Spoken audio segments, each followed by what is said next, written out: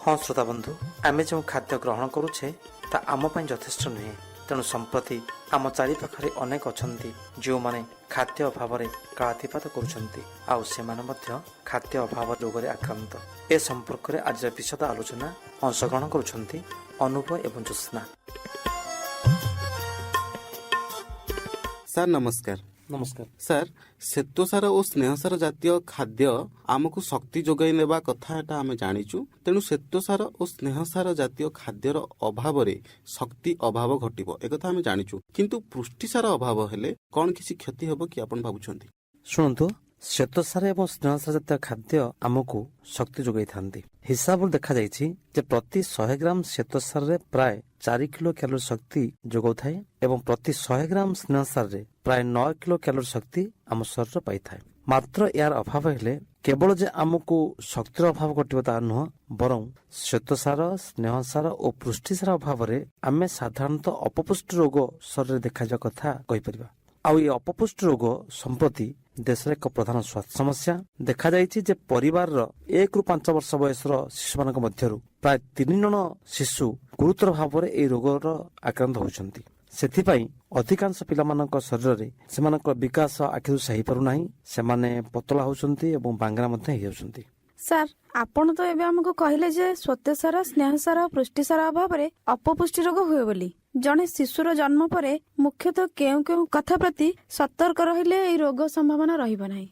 जन्म परे शिशुर शरीर द्रुत गति वृद्धि पाई थाए, तेणु ता पई सब प्रकार खाद्य उत्पादन लोड़ा। माँ क्षीर रे शिशु उपयोगी खाद्य उत्पादन परिपूर्ण हेबा रही थाए। मात्र शिशु को जत 4 मास हेबा पर्यंत से माँ क्षीर तार जहा खाद्य उत्पादन आवश्यक से पाइजिवो, किंतु 4 मास परे ता पई आउरी बेसी शक्तिर आवश्यकता अछि, यथा पुष्टिसार, धातुसार, बेसी विटामिन मध्य आवश्यक। एही कारणरू 4 मास परे शिशु को माँ क्षीर सहित अन्यान्य खाद्य मध्य दवा आवश्यक। किंतु वास्तव में आम अज्ञातवशतः शिशु को 1-2 वर्ष धरी केतक माँ तांको शिशु मान को निज क्षीर खुआई थांती, जहा फल रे शिशु ठारे खाद्य उत्पादन अभाव घटी अपपुष्टि रोग जात होई थाए। सर, आ गोटे प्रश्न जे अपपुष्टि रोग हेबार किछि अन्य कारण अछि कि?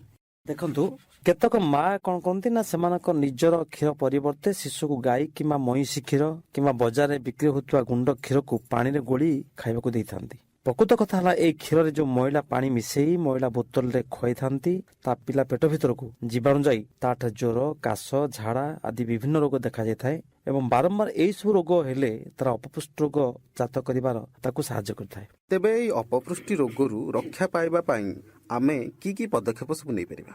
अपपुष्टि रोग होची एक खाद्य अभावजनित रोग, तेणु उचित खाद्य व्यवस्था करी यार चिकित्सा करिहबो। दोरंदा भात, रुटी, डाली, परिबा तरकारी, शाग, माछ, अंडा और क्षीर, छेना, चिना बादाम गुंड, गुड़, चीनी इत्यादि को ताको पिला को खाया को देई तार शक्ति और पुष्टिसार भरणा करा जाय पारे। ता व्यतीत पाचला कदली, खेचड़ी मध्य खूब उपयोगी। एभली शिशु प्रथमे खाइबा को आग्रह न देखेले भी पर तार खाइबा आरंभ कर दिए। खाद्य संगे संगे ताको विटामिन किंबा अन्य टॉनिक मध्य दबा आवश्यक होइताय। सर, आम समाज रे आमे अनेक समय देखिछु माँ मानक सब रक्तहीनता रोग होइथाय। यह कोन एक अपपुष्टि रोग? ना, यह को अपपुष्टि रोग कहा जिवो नाही, मात्र यह मध्य एक खाद्य अभावजनित रोग।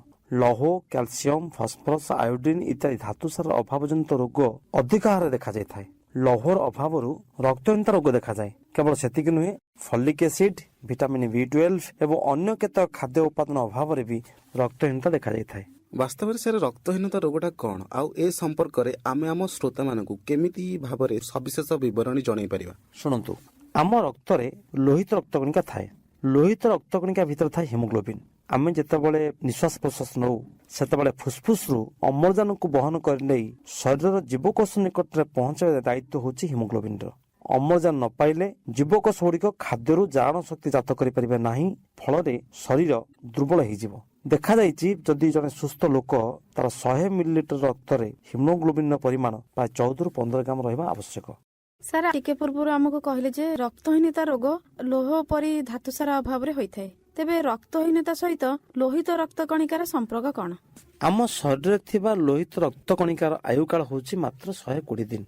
हिसाब को देखिले प्रतिदिन आम शरीर रे अनेक पुराना लोहित रक्तकणिका गुड़िक नष्ट ही सेगुड़िक भरणा पाई आमर नुआ लोहित रक्तकणिका तैयारी होता है। ଲୋହିତ ରକ୍ତ କଣିକା ତା ଭିତରେ ଥିବା ହିମୋଗ୍ଲୋବିନ୍ ତିଆରି ପାଇଁ ଅନ୍ୟ ଖାଦ୍ୟ ଉପାଦାନ ଦରକାର ପଡୁଥିଲେ ବି ଲୌହ ଭଳି ଧାତୁ ସାର, ଫଲିକ ଏସିଡ ଓ ଭିଟାମିନ B12 ନାମକ ଜୀବସାର ଏଥିମଧ୍ୟରେ ପ୍ରଧାନ। ତେଣୁ ଏହି ସବୁ ଉପାଦାନ ଅଭାବ ହେଲେ ଖାଦ୍ୟ ଅଭାବ ଜନିତ ରକ୍ତହୀନତା ରୋଗ ଦେଖାଯିବାଟା ସ୍ୱାଭାବିକ। ତାହେଲେ ଆମେ ବୁଝିବା ଯେ ରକ୍ତହୀନତା ରୋଗଟା କେବଳ ମହିଳାମାନଙ୍କୁ ହେଇପାରିବ ନା?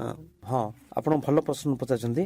ଏଇ ଯୋଉ ରକ୍ତହୀନତା ରୋଗ କେବଳ ଯେ ମହିଳାମାନଙ୍କୁ ହବ ତା ନୁହଁ, ପୁରୁଷମାନେ ମଧ୍ୟ ଏ ରୋଗରେ ଆକ୍ରାନ୍ତ ହେଇପାରିଥାନ୍ତି। କିନ୍ତୁ ମୁଖ୍ୟତଃ 5 ବର୍ଷ ବୟସ ପିଲାମାନଙ୍କ ମଧ୍ୟରୁ ଦେଖାଯାଇଛି ଯେ ଶତକଡ଼ା 40ରୁ 60, ଆଉ ସ୍ତ୍ରୀ ଲୋକମାନଙ୍କ ମଧ୍ୟରୁ ଶତକଡ଼ା 25ରୁ 30 ଏବଂ ବିଶେଷ କରି ଗର୍ଭବତୀ ସ୍ତ୍ରୀ ମାନଙ୍କ ମଧ୍ୟରୁ ପ୍ରାୟ 50% ଏ ରକ୍ତହୀନତା ରୋଗରେ ଆକ୍ରାନ୍ତ ହେଇଛନ୍ତି।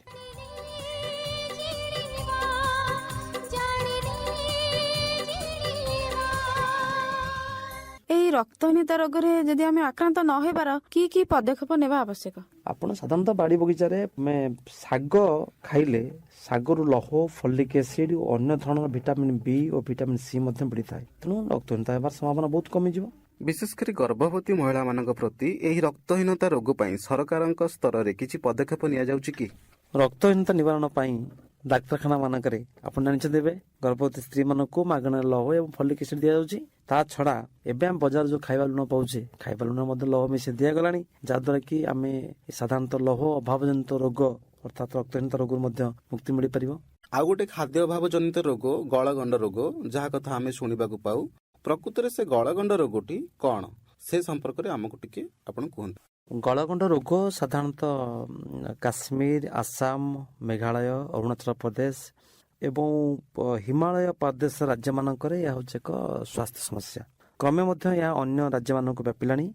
ବାସ୍ତବ କଥା ହେଉଛି ଆମ ବେକର ସାମ୍ନା ପଟ ରହିଛି ଗୋଟେ ଗଳଗ୍ରନ୍ଥି ନାମକ ଏକ ଅନ୍ତଃସ୍ରାବୀ ଗ୍ରନ୍ଥି। ଏଥିରୁ ଥାଇରକ୍ସିନ୍ ନାମକ ଏକ ହରମୋନ କ୍ଷରଣ ହୁଏ। ଥାଇରକ୍ସିନ୍ ତିଆରି ପାଇଁ ଆୟୋଡିନ ଦରକାର। ତେଣୁ ଥାଇରକ୍ସିନ୍ ଶରୀର ବୃଦ୍ଧି ଓ ବିକାଶ ସାହାଯ୍ୟ କରେ। ମାନସିକ ବିକାଶ ପାଇଁ ମଧ୍ୟ ଏହାର ଭୂମିକା ରହିଛି। ତେଣୁ ଯେତେବେଳେ ଏହି ଆୟୋଡିନ ଅଭାବ ଘଟେ ସେତେବେଳେ ଆମେ ଗଳଗଣ୍ଡ ରୋଗରେ ଆକ୍ରାନ୍ତ ହେଇଥାଉ। ଏହି ରୋଗ ହେବା ଦ୍ୱାରା ଶରୀରର କି ପରିବର୍ତ୍ତନ ଦେଖାଯାଇଥାଏ? ଆୟୋଡିନ ଅଭାବରେ ଗଳଗ୍ରନ୍ଥିର ଆକାର ବୃଦ୍ଧି ପାଇ ବେକରେ ଫୁଲା ଦେଖାଯାଏ।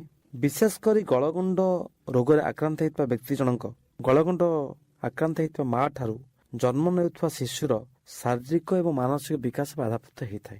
କେତେକ ଶିଶୁ କାଲ ଏବଂ ମୁକ ହେବାର ମଧ୍ୟ ସମ୍ଭାବନା ରହିଛି। ଗଳଗ୍ରନ୍ଥି ଫୁଲିଯିବାରୁ ଖାଦ୍ୟ ଗିଳିବା ଏବଂ ନିଶ୍ୱାସ ପ୍ରଶ୍ୱାସ ନେବା ମଧ୍ୟ କଷ୍ଟ ହେଇଥାଏ। ସାର୍, ଏଇ ଗଳଗଣ୍ଡ ରୋଗର ଚିକିତ୍ସା ବା ନିରାକରଣ ଆମେ କିପରି କରିପାରିବା? ହଁ, ସହଜ ପ୍ରଶ୍ନଟି। ଯଦି ଆମର ଆୟୋଡିନ ଅଭାବରୁ ବା ଥାଇରକ୍ସିନ୍ ନାମକ ଯୋଉ ହରମୋନ କ୍ଷରଣ ନହେବା ଯୋଗୁରୁ ଗଳଗଣ୍ଡ ରୋଗ ହେଉଛି, ତେଣୁ ଥାଇରକ୍ସିନ୍ ହରମୋନ ଏବଂ ପୋଟାସିୟମ ଆୟୋଡାଇଜ୍ଡର ଔଷଧ ଦେଇକରି ଏହି ରୋଗକୁ ଚିକିତ୍ସା କରିହେବ। ତା ଛଡା ବର୍ତ୍ତମାନ ଯୋଉ ଖାଇବା ଲୁଣରେ ପୋଟାସିୟମ ଆୟୋଡେଟ୍ ଲୁଣ ମିଶା ଯାଇକରି ଜନସାଧାରଣଙ୍କୁ ଯୋଗାଇ ଦିଆଯାଉଛି, ତା ଦ୍ୱାରା ମଧ୍ୟ ଏହି ରୋଗ ନିରାକରଣ ହେଇପାରିବ। ଲବଣକୁ ଆମେ ସାଧାରଣତଃ ଆୟୋଡାଇଜ୍ ଲବଣ ବୋଲି କହୁଛୁ। ତା ବଜାରରେ ବର୍ତ୍ତମାନ ମିଳିଲାଣି ଏବଂ ସେକୁ ଖାଇ ଆମେ ଆୟୋଡିନର ଭରଣା କରିପାରିବା। ପ୍ରଥମେ ଯେତେବେଳେ ଏଇ ଗଳଗଣ୍ଡ ରୋଗଟି ଆରମ୍ଭ ହେଉଛି, କିଛି ବି ଶାରୀରିକ ବୃଦ୍ଧି ଦେଖାଯାଉଛି ଶରୀରରେ, ତାହେଲେ ଗୋଟେ ଲୋକ ପ୍ରାଥମିକ ଅବସ୍ଥାରେ ତାର କଣ ସେ ସତର୍କ ରହିବା ଦରକାର ବା କେମିତି କଣ ସେ ପଦକ୍ଷେପ ନେଇପାରିବ ଏଥିପ୍ରତି? ଶୁଣନ୍ତୁ, ଆୟୋଡିନ ଆମ ପାଇଁ ଖୁବ କମ ପରିମାଣ ଦରକାର। ତେବେ କେତେକ ଅଞ୍ଚଳରେ ମୃତ୍ତିକା ଓ ଜଳରେ ଆୟୋଡିନ ପରିମାଣ କମ ଥିବାରୁ ସେସବୁ ଅଞ୍ଚଳରେ ଉତ୍ପାଦିତ ଶସ୍ୟ ଏବଂ ପନିପରିବାରେ ଏ ଆୟୋଡିନ ମାତ୍ରା ଯଥେଷ୍ଟ ପରିମାଣରେ ହ୍ରାସ ପାଇଥାଏ। ଫଳରେ ସେଠାରେ ଯୋଉ ଅଧିବାସୀ ମାନେ ଅଛନ୍ତି ସେମାନଙ୍କର ଖାଦ୍ୟ ପାନୀୟରେ ଆୟୋଡିନ ଅଭାବ ଦେଖାଦିଏ। ତେଣୁ ପୁରୁଷ ହୁଅନ୍ତୁ, ମହିଳା ହୁଅନ୍ତୁ ବା ପିଲା ସମସ୍ତେ ଏହି ରୋଗରେ ଆକ୍ରାନ୍ତ ହେଉଥିଲେ ମଧ୍ୟ ସାଧାରଣତଃ ଦେଖାଯାଇଛି କିଶୋର ବୟସର ପିଲାମାନଙ୍କଟେ ରୋଗ ବେଶୀ ଆକ୍ରାନ୍ତ ହେଇଥାଏ। ତେଣୁ ଏଥିପାଇଁ ଯତ୍ନ ନେବା ଦରକାର।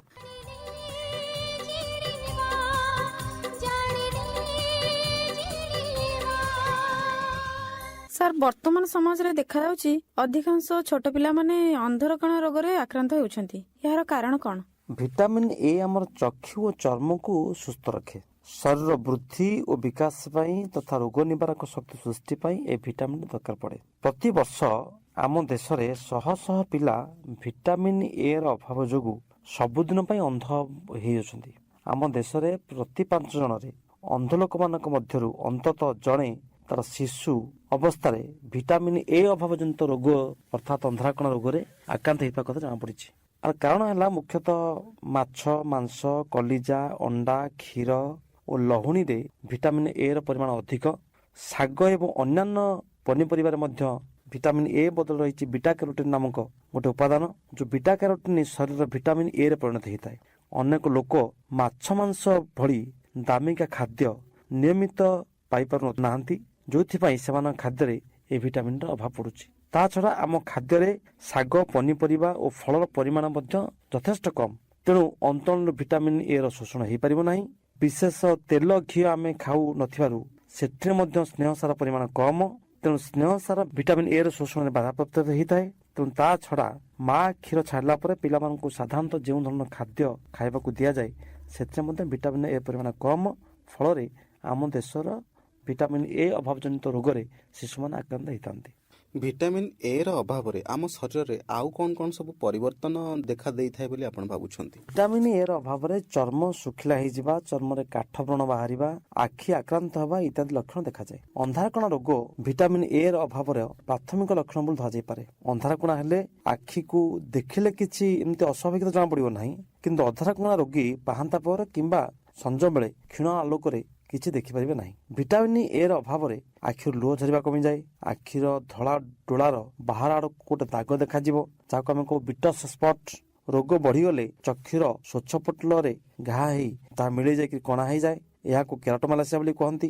ଏହା ପ୍ରାୟତଃ ଉଭୟ ଆଖିକୁ ଏକା ବେଳକେ ଆକ୍ରମଣ କରି ଶିଶୁକୁ ଅନ୍ଧ କରିଦିଏ। ତେଣୁ ଶିଶୁଠାରେ ଅପପୁଷ୍ଟ ରୋଗ ଥିଲେ ଅବସ୍ଥା ଅଧିକ ଗୁରୁତର ହେବ ବୋଲି ମଧ୍ୟ ଜଣାପଡିଛି। ସାର୍, ଆପଣ ବର୍ତ୍ତମାନ ଆଲୋଚନା କଲେ ଯେ ଅନ୍ଧରକଣା ରୋଗ ବିଷୟରେ। ଅନ୍ଧରକଣା ରୋଗରୁ କେମିତି ନିବାରଣ ପାଇପାରିବା ଆଉ ତା ପାଇଁ କି କି ପଦକ୍ଷେପ ନେଇପାରିବା? ଭିଟାମିନ ଏ ର କ୍ୟାପସୁଲ କିମ୍ବା ଇଞ୍ଜେକ୍ସନ ଓ ଭିଟାମିନ ଏ ଥିବା ଖାଦ୍ୟ ଖୁଆଇ ଏଭଳି ରୋଗର ଚିକିତ୍ସା କରାଯାଇପାରିବ। ଅଧିକ ପୁଷ୍ଟିସାର ଥିବା ଖାଦ୍ୟ ଖାଇବାକୁ ଦେଲେ ମଧ୍ୟ ରୋଗୀର ଉପକାର ହେବ। ବିଶେଷ କରି ମା ନିଜର ଗର୍ଭାବସ୍ଥାରେ ନିୟମିତ ଭିଟାମିନ ଏ ଥିବା ଖାଦ୍ୟ ଖାଇଲେ ଶିଶୁଠାରେ ଭିଟାମିନ ଏ ର ଅଭାବ ଘଟିବ ନାହିଁ।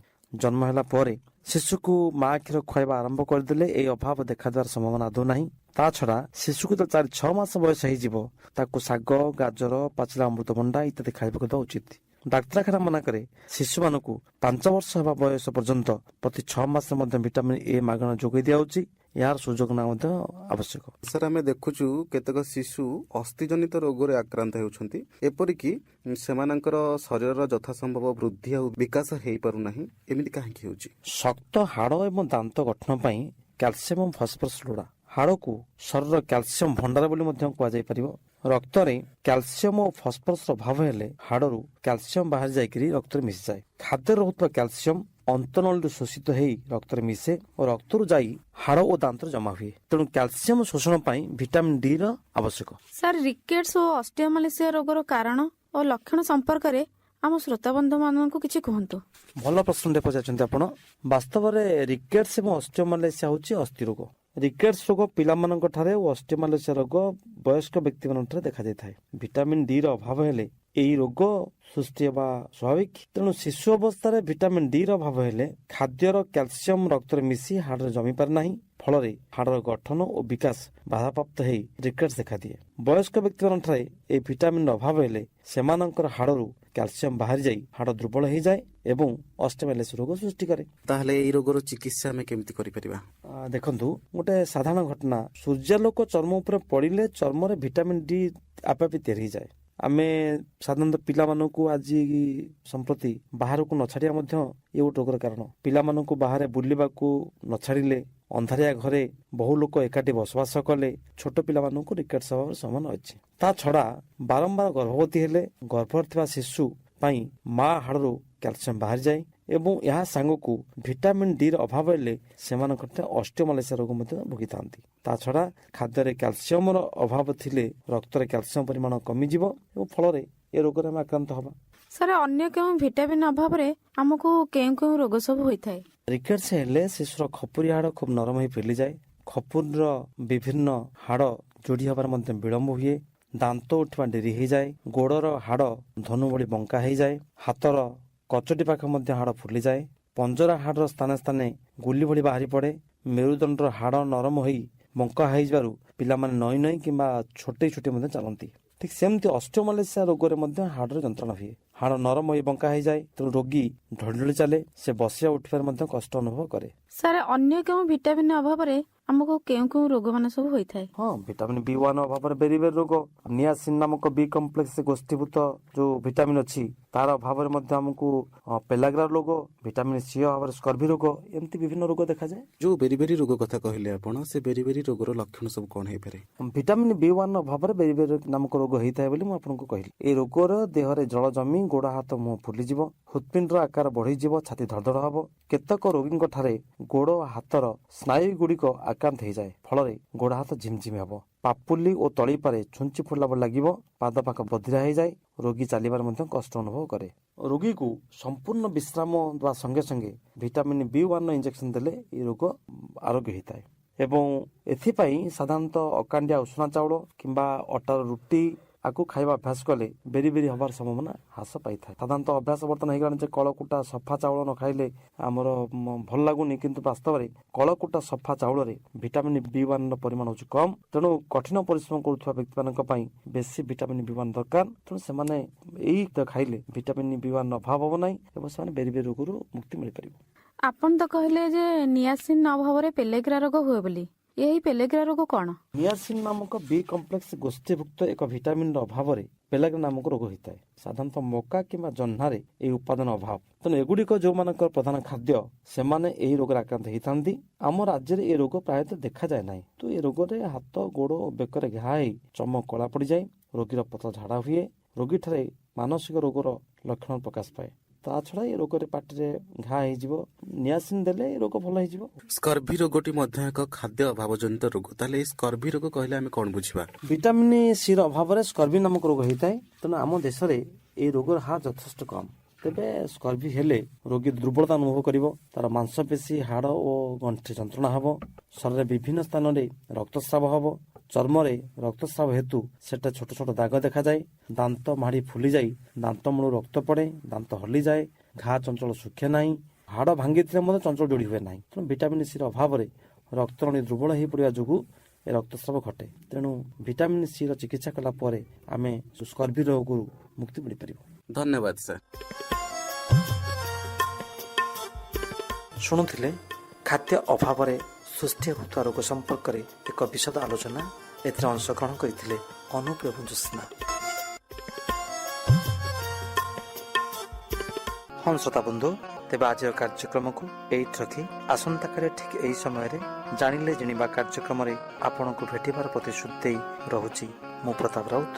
ନମସ୍କାର।